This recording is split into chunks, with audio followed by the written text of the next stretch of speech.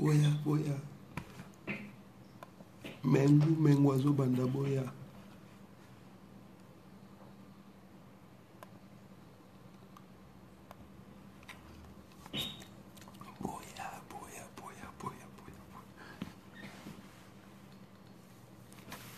Bonsoir chers compatriotes congolais. Bonjour na bandeko baotala biso na moi. Et zalaki prévu dans les Kalelo na Radio Bendele. Na Léon Montutu, un des fondamentaux et à UDPS, mais bon. Il y a eu des problèmes techniques apparemment. Radio Bendele les a surchargés, bon et basa direct ezate. Donc Nazaro Zelaraka, Babenganga y potokota en direct, mais toutefois le quoi on va en direct par devoir. Il y a respect à parole. Na sali direct au potokutana. To solo là. Bon, mingi to solo te kasi ngana loba. Maloba ezali mingi te le 22 juin 2017. Grande marche patriotique Ekobanda na 16h na métro Château Rouge et aussi là na métro Pigalle. Après qu'on s'est transformé na sit-in tina 23h. Bon, il paraît que moi nous fali azo prévoir concert pe mukolo yango. Biso to bana misala peuple to kosala musala ya Congo. Car ndenge zalaka. Et puis ndenge to lobaki le 22 juin jeudi 22 juin zali décrété des jours fériés. Donc bande konyo so bozana ba misala o bozana ba engagement vous mettre en de côté, vous avez permission, vous avez la lettre pour mon colonne, vous avez disponible. Congo zali na posa na bino. Na Kasai, toza kolobela plus de 70, plus de 200 communes. Ça dépend. Il y a source et information. Na Congo, toza kolobela plus de 12 millions de morts. Toza kolobela 48 viols par heure. Et quand nous parlons de 48 viols, il s'agit de viols qui sont revendiqués. Ou bango moko ba victime balobi ke nazalaki violé. Ce qui est un viol, toko matamba 1000 viols par heure. Papa, maman, mwana, moi sito mobali, bazole kanaba viol wana. Eza okamu isangai tozana ba fausse commune, bato ba kundami na kati ba fausse commune wana toyiba kombo na bango te toyiba famille na bango ite. Et mingi pe tozali na père na biso na kufite, mais okamu isanga tozomona bandeko musu bazo senga concert ezonga. Tozana matanga bandeko bazo kufa. Leurs âmes ne seront jamais libérées tant que justice est comme ça la maté, tant que tu reconnaître bangote.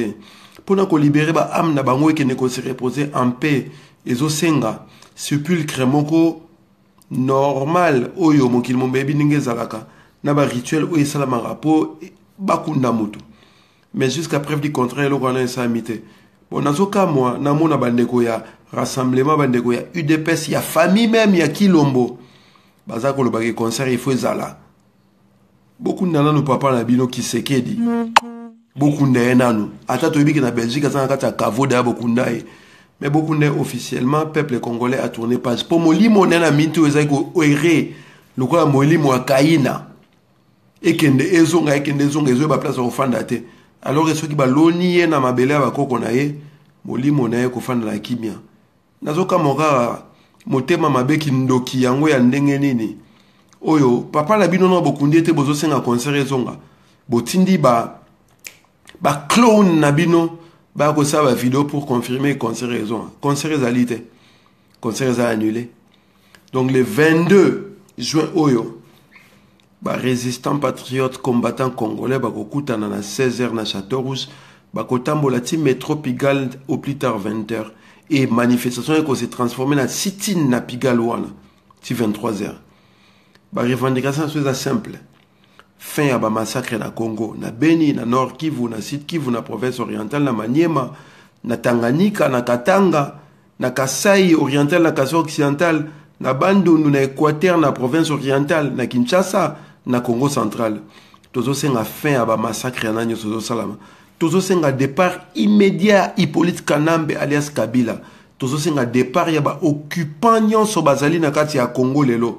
Rwanda, Uganda, Burundi, Angola, Zimbabwe, Namibie, Tchad, Congo Brazzaville, Centrafrique, République soudanaise, Sud-Soudan, MONUSCO, tous aussi un départ na bino nyonso parce que vous allez ba force ya occupation ou vous allez ko nyonko la peuple congolais vous allez ko sala bango na mignolo na esclavagisme.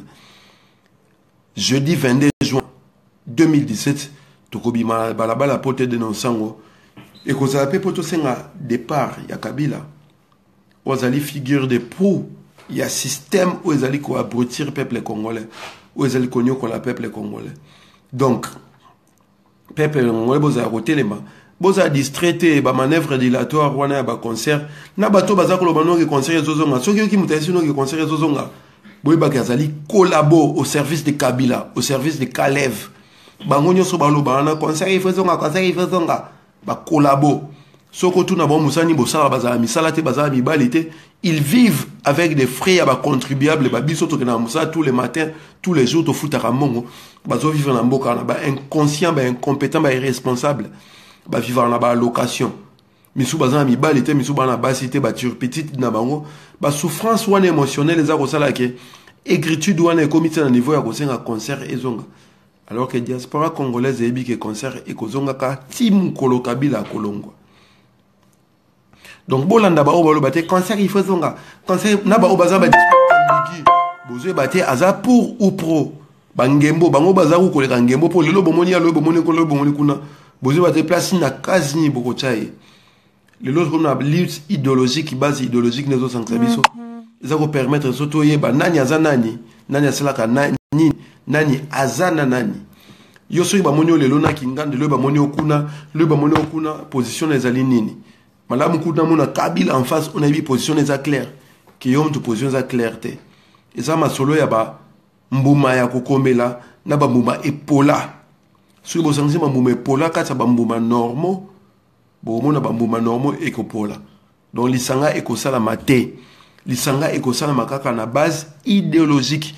Et base idéologique na so ba sote nango ezali ke Congo ezali occupé. Congo ezali assujetti par des troupes étrangères, par des forces étrangères. Avant tout ça là n'importe quoi il faut dégager sans autre forme de procès dégager immédiatement. Donc ce qu'on il faut comprendre déjà que Congo est occupé par des troupes étrangères. Il faut comprendre déjà que il faut dégager la troupe étrangère. Après qu'on dégage on est état de droit, la démocratie. Tout le monde est occupé tout sur la démocratie, état de droit. Et puis, il y a un journaliste au Bayaka. Na ma résistance, il y a un résistant micro. Na ma occupation, il y a un occupant micro. Na ma collabo, il y a un collabo micro. Ngai zoro bilena lo barango na RTNC ba olexanga te pona lo ba makamu na pansa kala mutu na ngai parce que discours na ngaso eleki na RTNC na ko gagner ba âme. Komba na biso zali gain ya ba âme, ko gagner ba âme. Et pour nous gagner, il faut appeler ça médium, outil et expression. Yango mona rabato ba la résistance, ba priva kaba collabona ba occupant parole. Parce qu'il ne s'agit pas de la démocratie, il s'agit de chasser l'occupation. Donc toi et ba peuple congolais si kanito zaleli combat la chose place nini et place ndoza okende. Nazomona bato aza koloba bokutana ki samedi na Bruxelles alors que Kagame azalaki kuna boke kokutana makambo ya VH bafingi balobi samedi to ezalaki journée à résistance en dehors ya aux anniversaires ya Apareco ezalaki journée à résistance. Tout Congolais qui s'identifie comme état résistant, qui reconnaît que le Congo est occupé et que l'occupation de déguerpir était bienvenue. Donc ce qu'on y a quitté qu'on condamné bato bakende kuna te pona ko réfléchir.